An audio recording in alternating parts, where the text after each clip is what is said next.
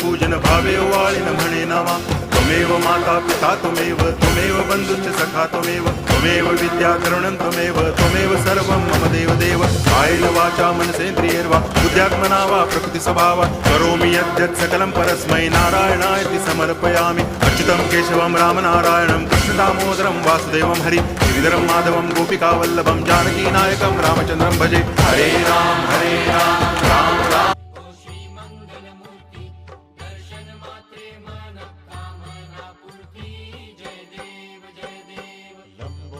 पीतांबर फणिवर बंधना